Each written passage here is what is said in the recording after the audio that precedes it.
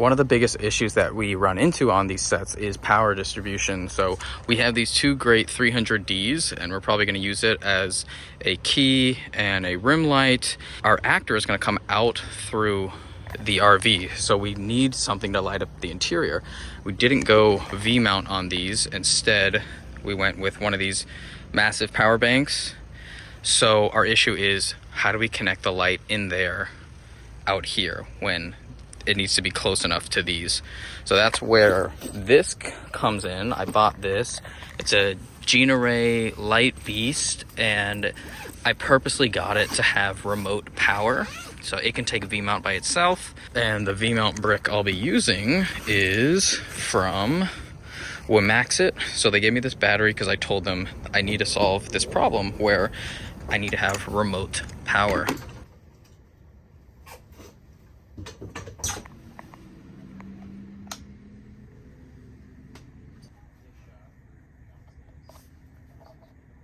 Aiming. All right, turn it on. Rolling. And we got to explore the ground. A little bit of context on this production. It is a series of commercials for the end client. Now, typically, I don't work in commercial.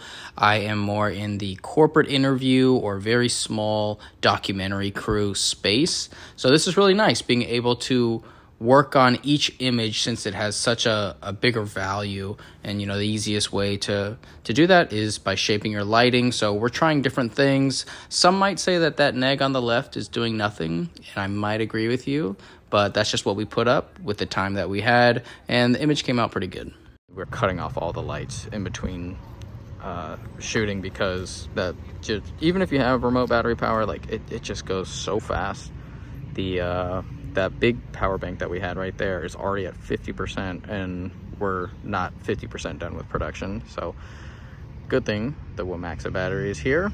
I wish they had given me 3 more. I asked for 3 in total, but they said you get 1. So it's doing its job, and it's nice because it's such a lower price than the other core SWX batteries that I have in my camera bag. Those are way too expensive, and these can just charge with USB-C. Then that makes it easier on production instead of burning through all these big batteries or trying to find outlets or turning on the generator in the RV. Down to 30%. As I take these little steps forward in my career, I'm learning how to use these tools, which ones to use, what's the right time and place to use it. And I think that's actually more valuable, is making the decision in the moment when you're on set. I'm going to use this tool, not because I like it, but because I'll be able to get it up fastest. Maybe I can carry this light over my head faster than I can use a different type of light. And those decisions are proving much more valuable to the entire job. People don't know that I'm making them, but in my head, I'm thinking this is the best choice for what we are doing right now. Could another option work? Absolutely. Is this the most efficient choice? Maybe. So I'm going to lean on this side and see how it works. And then, like I said before, the USB-C charging is just really nice. Okay, so for this shot, we're going to have our talent come here, and we're going to shoot over the shoulder of the clerk. It's not very well lit in here, which is actually nice because the only warm fixture is this one. So we're going to cut that off, and we're going to boom over a china ball, like a lantern, and light down. And then he's going to take that light out there, and we're going to shoot through. And we should be pretty good with that. We will be shooting on the shadow side. My director needs to see the picture, and I'm going to be tucked in behind here, so I'm just going to give him his own monitor right here. So we got our light up, we have our 300 punching through, we have this for kind of ambient fill, and then we decided to keep this door open so that we could use my panel light in here and just create more depth, another layer all the way through.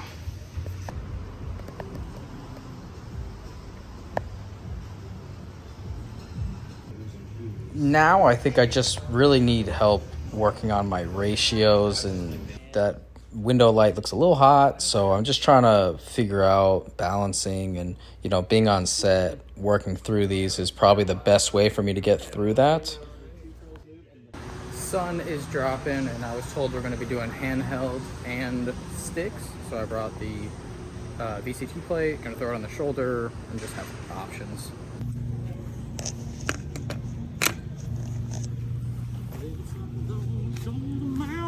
And he's gonna shoot some shots right now.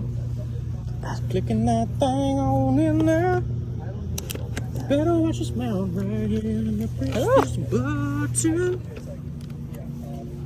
There you go. Lock it in with your nuts. I have a feeling we might need this light outside. So let's see how much battery we got. 67%. You can't see it on the... There you go, 67%. It's not bad. Let it charge for like an hour or so. So a little extra juice is good. They said we could have free range, just picking all the strawberries we want.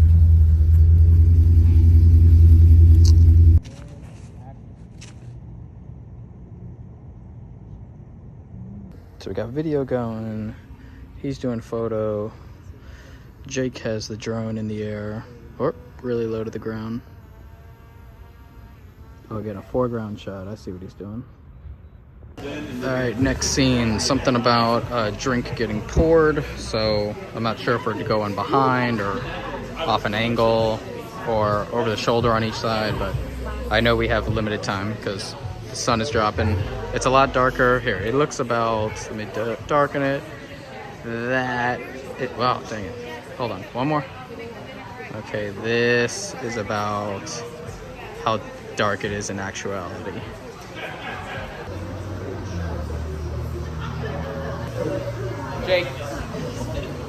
Jake, you got your shot or no? No. I don't need to get that shot. Just when she comes around, I need you to just take a step back. This isn't an RGB light, so there's no fire effect, but it is by color.